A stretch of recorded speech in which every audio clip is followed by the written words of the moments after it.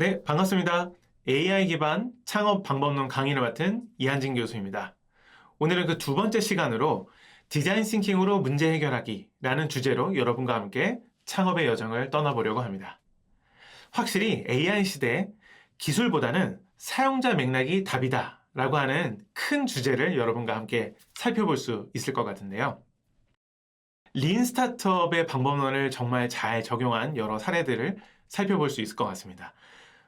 예를 들면 너무 시대를 좀 앞서갔었던 구글 글래스라든지 또 지금은 정말 많은 사람들이 쓰고 있는 캔바의 AI 기능, 또 스트라이프와 같은 스타트업들의 여러 가지 우수 사례들을 함께 살펴보면서 디자인 싱킹이 어떻게 도움이 되고 있는지 여러분과 생각해 보려 합니다. 네, 오늘 학습 목표 크게 네 가지입니다. 첫 번째, 디자인 싱킹에 대한 개념과 혁신법에 대해서 먼저 살펴보겠습니다. 아울러 AI 기반으로 이것을 어떻게 실행할 수 있는지에 대한 부분도 우리가 구체적으로 볼 수 있을 것 같아서 매우 흥미로울 것 같습니다. 아울러 디자인 싱킹의 재발견을 할 수 있을 것 같은데요. 기존의 스탠포드대에서 디스쿨 5가지의 원리를 제안했던 내용들이 어떻게 AI 시대에 혁신이 되고 우리가 또 이런 부분들을 활용할 수 있을지에 대해서 살펴보도록 하겠습니다. 마지막으로 이걸 좀 적용한 실전 사례와 실행 가이드들도 함께 볼 수 있을 것 같습니다. 네, 먼저 디자인 싱킹 혁신법, 기술 중심에서 사용자 중심으로입니다. 고객을 관찰하고 문제를 정의하는 것이 상당히 중요합니다. 어떤 창업을 하던 간에 우리가 이런 체크리스트를 갖고 있는 게 상당히 중요하겠죠. 관찰이 없는 기획은 결국엔 상상에 불과합니다. 이런 부분들을 좀 구체화하게 해서 화면에 보시는 것처럼 고객 여정 지도를 만든다든지 커스터머 저니 맵이라고도 부르기도 하고요. 또 고객들의 여러 가지 어려운 사항들, 영어로는 페인 포인트들을 잘 정리해보는 부분도 필요할 겁니다. 아울러 문제를 잘 정의하는 문장 형태로 정의하는 부분도 필요할 것 같고요. 또 필요에 따라서 인터뷰를 해서 계속해서 왜? 라고 하는 질문들을 던지는 것도 필요할 것 같습니다. 이러다 보면 공감할 수 있는 지도들을 우리가 그려보면 분명히 거기서 포인트들을 찾을 수 있을 것 같고요. 또 잘된 부분들, 실패하는 부분들에 대한 분석들을 좀 더 명확하게 할 수 있는 부분이 드러날 것 같습니다. 고객의 맥락을 깊이 있게 이해하고 진짜 문제를 잘 정의했는지가 사실 이 린 스타트업 방법론의 핵심이 될 것 같습니다. 아울러 프로토타입을 잘 만들고요. 또 이걸 잘 실행할 수 있는 팀을 준비시키는 것도 필요할 것 같습니다. 요즘은 정말 시기가 빨라져서 하루 반나절이면 만들 수도 있겠지만 그래도 적어도 3일 안에는 좀 돌아갈 수 있는 프로토타입을 만든 다음에 테스트 시나리오를 준비하고요. 또 이런 부분들을 어떻게 기록할 건지, 고객이 이야기하는 부분들, 또 비언어적인 행동이나 몸짓, 표정, 눈빛 이런 것들을 기록하는 것도 필요하겠죠. 이를 통해 팀이 배운 부분들을 나누고 또 운영하고 개발하고 비즈니스 영역까지 go-to market 할 수 있는 부분까지 통합적으로 우리가 관점을 갖고 분석하는 것이 필요할 것 같습니다. 즉 빠르게 만들고 측정해서 팀 전체가 함께 학습을 했는지 상당히 중요한 포인트가 될 것 같습니다. 대표적인 사례 두 가지를 좀 먼저 생각해 볼 수 있을 것 같은데요. 화면에 보이시는 것처럼 구글 글래스 2013년도에 스마트 안경이라고 해서 야심차게 내놨었죠. 당시의 가격으로도 보면 1,500불 이상의 높은 가격을 갖고 있는 증강현실 기능 AR이 탑재된 그러한 멋진 디바이스였었습니다. 화면을 보시는 것처럼 굉장히 이렇게 안경에 손을 가져다 대면 많은 것들이 이루어질 수 있는 그런 부분들을 좀 제시했었는데 많이 쓰고 계신가요? 그 운명에 대해서는 뒤에 또 나오게 됩니다. 아울러 MS에서 마이크로소프트에서 키넥트라고 하는 서비스도 2010년도에 굉장히 빠르게 출시를 했었습니다.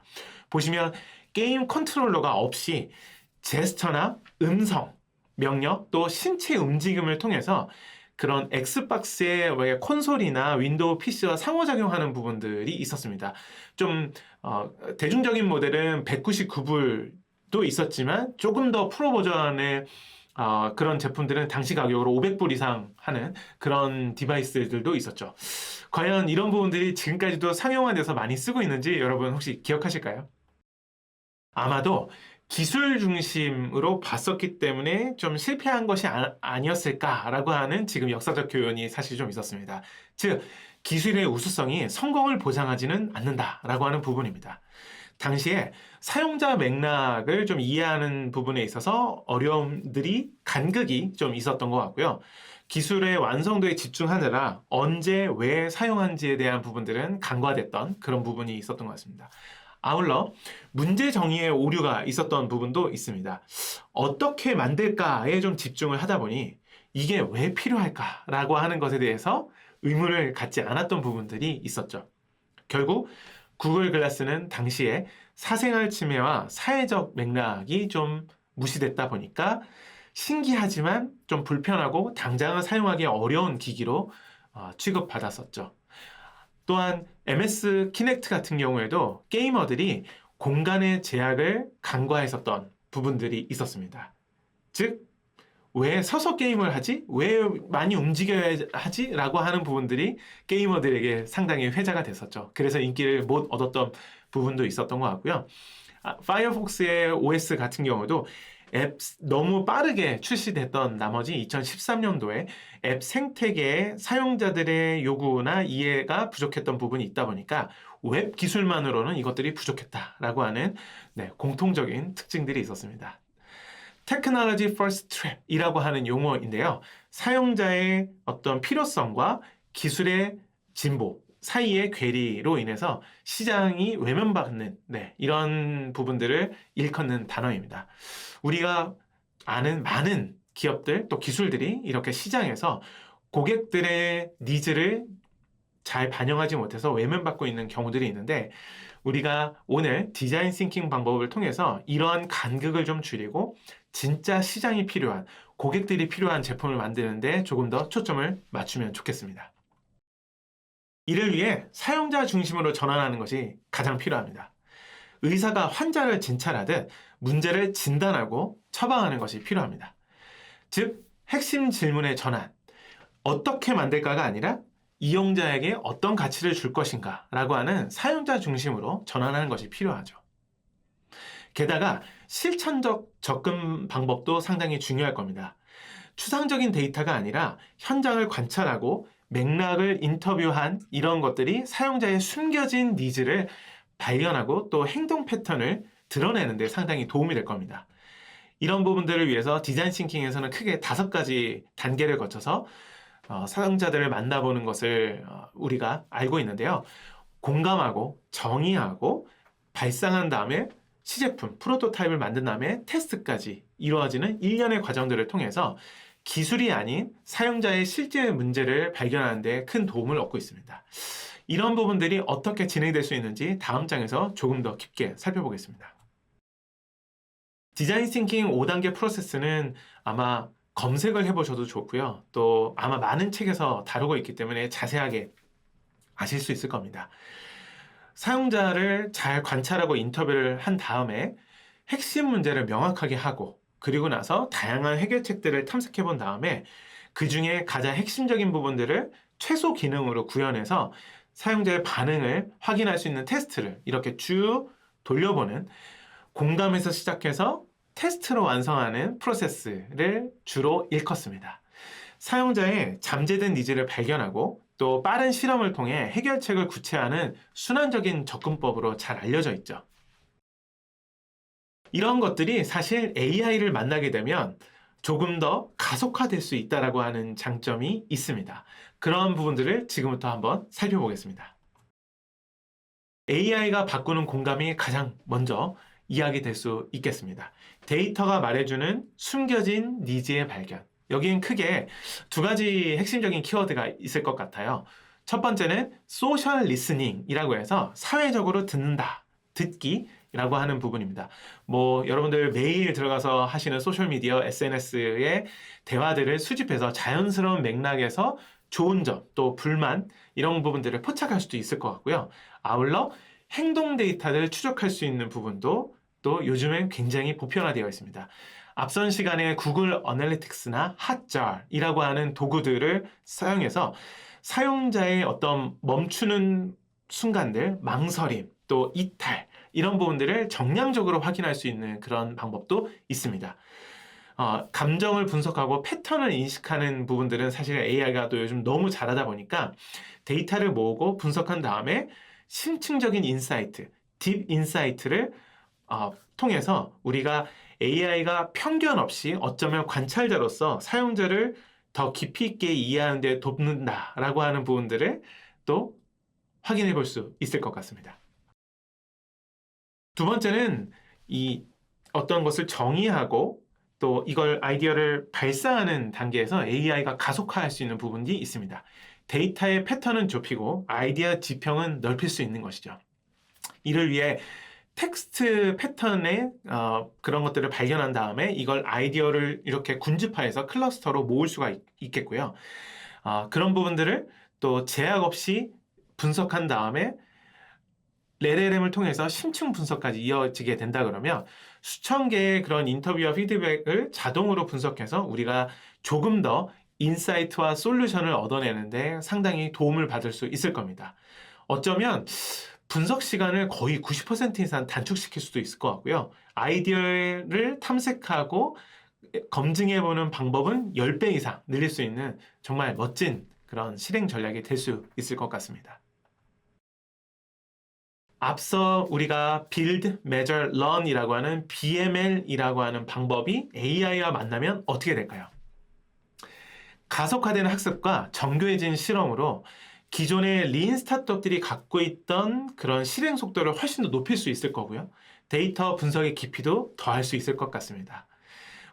실제로 노코드를 활용해서 여러 가지 프로토타입들을 만드는 것들이 상당히 쉬워졌기도 하고요. 또 측정하는 방법에 있어서도 핫자나 구글 어널리틱스를 적용해서 즉각적으로 측정하고 감성을 분석할 수 있게 됩니다. 아울러 챗GPT나 미로, 요즘 퍼플렉시티, 클로드, 제미나이 이런 툴들을 활용해서 자동으로 인사이트를 초안을 좀 뽑아낼 수 있는 방법도 너무나 손쉽게 할 수 있게 되었죠. 그러다 보니 이 BML 루프가 AI를 통해서 가속화되는 것을 볼 수 있습니다. 대표적인 사례로 사실 우리가 캔바를 들 수 있습니다. 캔바 요즘 많이 쓰고 계신가요? 저도 굉장히 도움을 많이 받고 있습니다. 왜냐하면 누구나 쉽게 디자인한다 라고 하는 굉장히 사용자들의 어려움을 잘 해결해주는 서비스 중에 하나인 것 같거든요. 기술적인 기능보다는 오히려 마음에 있는 심적인 장벽을 잘 해결해 주었다라고 하는 부분들이 특히 눈에 띕니다. 현장의 관찰을 통해서 사용자의 자신감 저하를 발견했었다고 하더라고요. 디자인 थिಂ킹 방법을 통해서 그렇다면 템플릿이나 혹은 드래그 앤 드랍으로 마우스를 통해서 쉽게 실행을 하고 또 실행 취소도 할 수 있고 이런 것들을 가시화해서 볼 수 있는 기능들을 넣었더니 사용자들이 학습 시간이 단축되고 만족도가 급상승하는 것들을 발견해서 캔바의 그런 여러 가지 기능들이 고도로 발전하는 데 큰 도움이 되었습니다. 결국 나는 창의적이지 않다라고 하는 사용자의 두려움을 해소하는 데 집중했던 부분들이 바로 이런 다양한 캔바의 기능들을 우리가 세상에 선보이는 데 큰 도움이 됐던 것 같습니다. 지금 보시는 화면들 아마 거의 매주 짧게는 정말 몇 시간 만에 손쉽게 디자인을 할 수 있는 부분들을 캔바를 통해서 가능하게 되었는데요. 이런 혁신들이 매일매일 일상에서 일어나고 있는 것 같아서 한번 참고해 보시면 좋을 것 같습니다. 아울러 스트라이프 사례도 꼭 우리가 살펴볼 필요가 있겠습니다. 개발자 친화 인프라라고 하는 부분들을 복잡한 결제를 코드 몇 줄로 해결한 사례로 확인해 볼 수 있었습니다. 기존의 상황을 좀 살펴보자면 결제 시스템 구현의 고통과 복잡한 연동 과정을 우리가 발견할 수 있었습니다. 그걸 통해서 간결한 API 또 명확한 문서, 즉시 테스트 가능한 샌드박스들을 해결책으로 한번 가설을 잡고 검증해보니 이런 결과들이 도입 장벽을 제거하고 전환율이나 확장성을 획기적으로 개선하는 그런 임팩트를 가져오게 된 거죠. 기존 금융의 시스템 복잡성을 한층 낮추고 개발자 중심의 API를 재해석해서 혁신을 이끌어낸, 영어로 하자면 Developer Experience, DX를 정말 잘 실천한 그런 사례로 볼 수 있겠습니다. 지금까지 디자인 띵킹의 AI가 어떻게 가속화되는지를 봤었는데요. 그렇다면 AI 시대의 새로운 프레임워크가 어떻게 구축될 수 있는지에 대해서도 우리가 한번 살펴볼 수 있을 것 같습니다. 정적인 결과물이 아닌 학습하는 시스템으로 진화한다 라고 하는 것이 결론입니다. 프로세스를 가속화하고 또 지속적인 학습 루프를 통해서 사람의 통찰력에 AI의 속도를 더할 수 있게 되었습니다. 아마 디자인 띵킹 5단계 기억하실 텐데요. 공감을 그냥 여러 시간에 걸쳐서 하는 게 보다는 거의 실시간으로 할 수 있게 되었고, 아울러 자동으로 패턴을 발견해서 문제들을 정의하고요. 또 아이디어를 발전시키는 데 있어서도 창의성이 정말 극대화되는 부분들을 AI를 통해서 디자인 띵킹이 재발견되었습니다. 또한 신속하게 검증을 할 수 있는 방법도 상당히 많아졌고요. 여러 도구들이 이런 부분들을 돕고 있죠. 마지막으로 이런 부분들을 지속적으로 최적화해서 우리 성장 가설을 계속해서 검증해 갈 수 있는 부분들이 바로 디자인 띵킹이 재발견된 그런 사례입니다. 증강 창의성, 특히 신속하게 검증하고 최적화하는 부분에 있어서 AI 시대에 이런 부분들이 상당히 주목받고 있는데요. 미드전이나 달리와 같은 그런 이미지 생성형 AI들을 통해서 시각화하는 데 거의 제약이 없음이 드러났고, 또 챗GPT나 제미나이와 같이 생성형 AI들을 통해서 아이디어들이 굉장히 잘 보완되는 것을 확인할 수 있었습니다.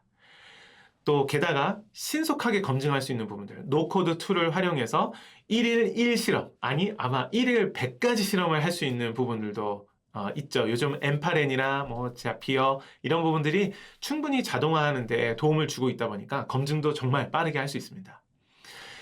아울러 지속적인 최적화를 할 수 있다 보니 사용자 행동을 자동으로 탐지해서 개선점을 발견하고 점진적으로 리스크를 최소화할 수 있는 방향으로 개선해 가고 있죠. 즉, 인간의 직관과 AI 속도가 결합돼서 하이브리드 혁신 프로세스가 일어나고 있습니다. 아마 하이퍼 그로스, 가설에서 성장까지의 시간이 엄청나게 혁신적으로 단축됐다라고도 볼 수 있을 것 같습니다. 여러 가지 이런 부분들을 좀 실천하는 데서 툴킷을 좀 말씀드릴 수 있을 것 같아요. 먼저 공감 단계에서는 사용자의 마음에 있는 데이터 수집도가 요즘 너무 많아졌는데요. 화면에 보시는 것처럼 인스타그램에 실제로 API들을 제공해 주는 걸 활용해서 일상 대화들을 소셜 리스닝 할 수 있기도 하고요. 또 구글 어널리틱스 핫자를 통해서 행동 데이터를 추적하고 또 유저 테스팅들을 다양하게 할 수 있는 툴들을 활용할 수도 있을 것 같습니다. 구글 폼이나 또 타입폼, 서베이 몽키와 같은 심층 설문들을 좀 구조화해서 물어보게 된다면 훨씬 더 데이터를 수집하는 데 도움이 되는 것 같기도 하고, Character.ai와 같은 페르소나를 만들어주는 AI를 활용해서 인터뷰들을 조금 더 쉽게 해줄 수 있는 방법도 있을 겁니다. 다음 툴킷으로는 정의와 분석 단계에 활용할 수 있을 것 같은데요. 데이터 속에서 진짜 문제를 발견하기 용이한 그런 툴들입니다. 빅데이터 머신러닝과 또 멍키런이라고 하는 텍스트를 분석할 수 있는 추천 도구들도 있고, 노션이나 미로의 AI 기능들을 활용한다 그러면 아이디어를 구조화하고 하는데 협업 인사이트를 쉽게 얻을 수 있습니다. 데이터 로봇 같은 경우에도 데이터 기반의 모델링을 통해서 패턴을 인식하는 데 아주 최적화되어 있죠. 발상이나 시각화 단계에 있어서도 여러 툴킷들이 활용되고 있습니다.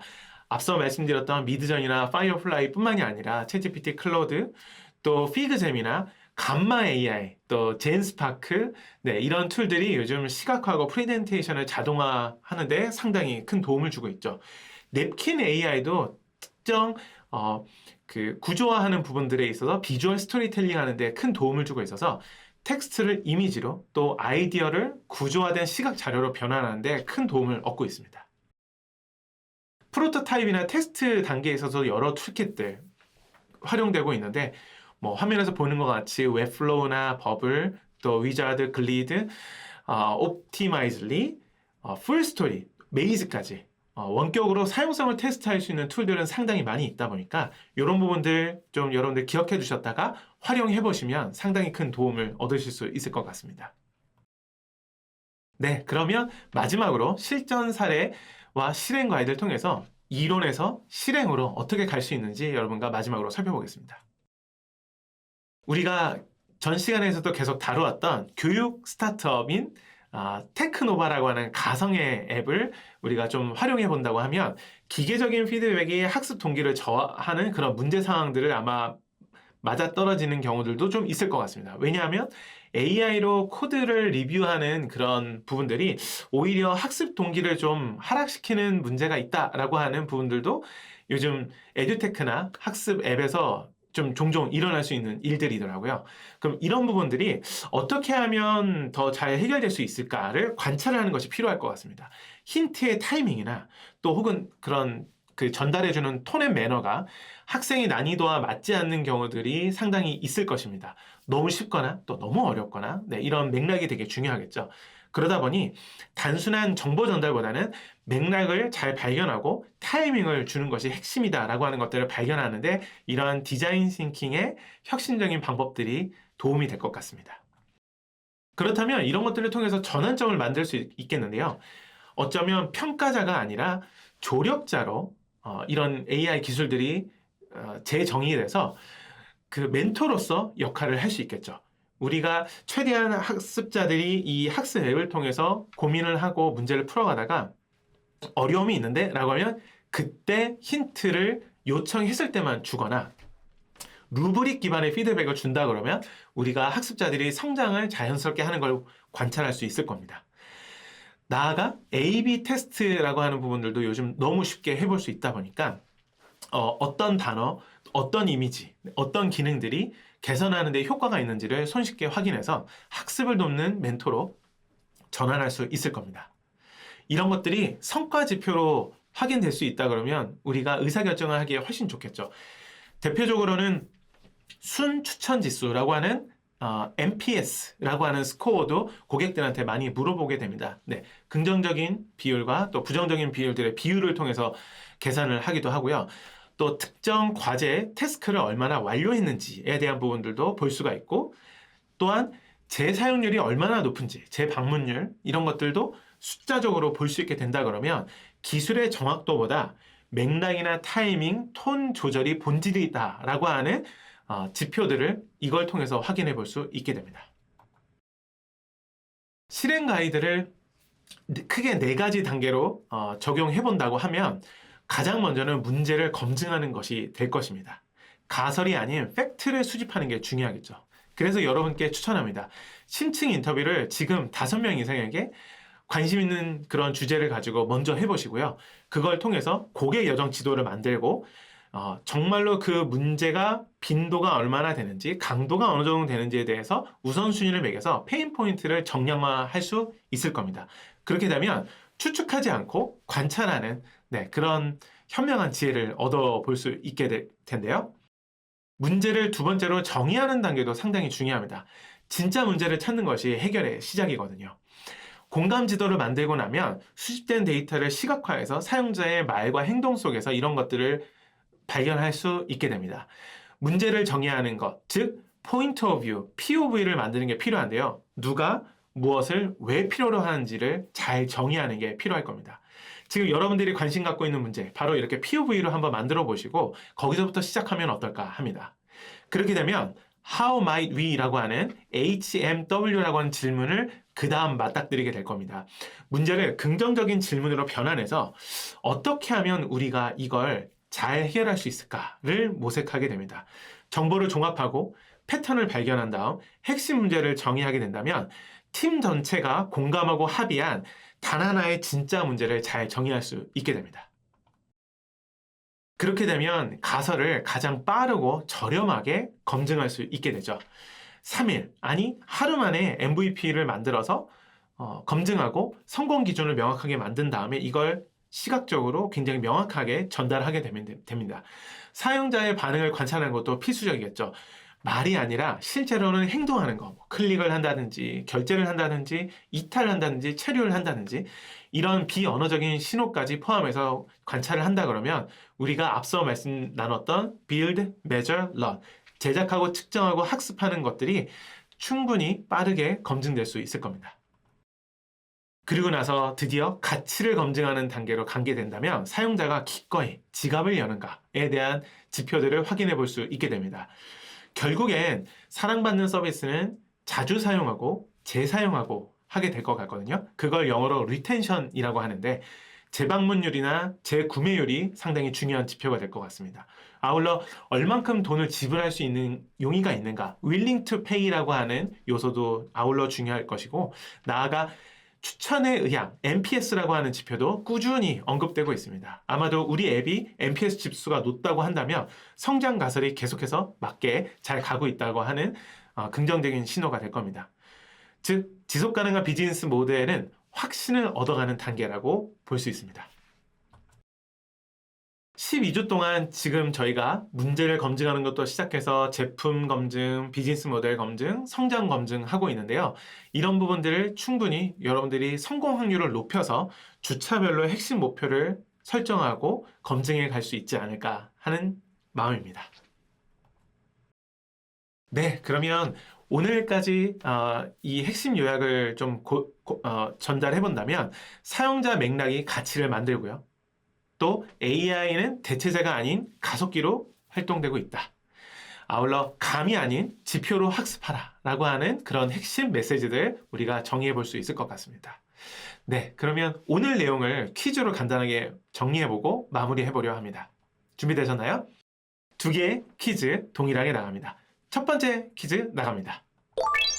디자인 싱킹은 기술 완성도보다 사용자 맥락 이해가 더 중요하다. O일까요? X일까요? 여러분의 선택은 어떠신가요? 3, 2, 1. 정답은 바로 네, O 맞습니다.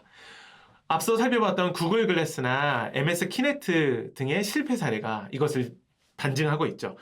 기술의 우수성보다 언제, 왜, 어떻게 사용하는지가 사용자의 맥락을 이해하고 하는데 훨씬 중요한 핵심 요소가 될 겁니다. 그래야 사랑받는 서비스가 계속되겠죠. 잘 맞춰주셨습니다. 퀴즈 한 가지 더 풀어보도록 하겠습니다. AI 시대 디자인 싱킹의 핵심 변화는 무엇일까요? 보기 나갑니다. 1번, 생성형 AI가 디자이너를 완전히 대체한다. 2번, 실시간 공감과 자동 패턴 발견으로 프로세스가 가속화된다. 3번, 시간과 비용이 많이 드는 사용자 관찰이 더 이상 필요 없다. 이 중에 맞는 문장은 어떤 것일까요? 여러분에게 3초 드립니다. 3, 2, 1. 정답은 바로 네, 2번 맞습니다. 실시간 데이터 수집을 하고 자동 패턴 분석, 실시간 검증으로 프로세스 속도를 획기적으로도 높이는 이런 부분들 필요하겠죠. 네, 그래서 사실 AI는 디자이너를 더 이상 대체하거나 이런 것이 아니고 강력한 가속 엔진으로 활동을 하고 있다 보니까 여전히 사람과 협업해서 나가는 부분들이 상당히 중요할 겁니다. 잘 맞춰주셨습니다. 네, 오늘 숨가쁘게 정말 달려온 부분들 여러분 다 잘 기억하시나요? 디자인 싱킹이 무엇인가 혁신적인 내용에 대해서 좀 살펴보았었고요. AI 기반으로 이걸 어떻게 실행할지에 대해서도 함께 우리가 다뤄보았습니다. 그러다 보니 AI 시대 디자인 싱킹을 재발견하고 이걸 어떻게 활용할 수 있을까에 대한 부분들도 여러 가지 툴킷들을 통해서 제공해 보았습니다. 마지막으로 실전 사례와 실행 가이드를 통해서 AI로 확장된 혁신의 속도와 품질이 어떤지 우리 창업 방법론을 정말 깊이 있게 이해할 수 있었던 시간이었습니다. 재미있으셨나요? 네, 디자인 싱킹으로 문제 해결하기, AI 시대 확실히 기술보다 사용자 맥락이 답이다 라고 하는 결론을 여러분과 함께 내릴 수 있게 되었습니다. 오늘 강의도 경청해 주셔서 감사합니다. 다음 시간에 또 재미있는 강의로 돌아오도록 하겠습니다. 고맙습니다.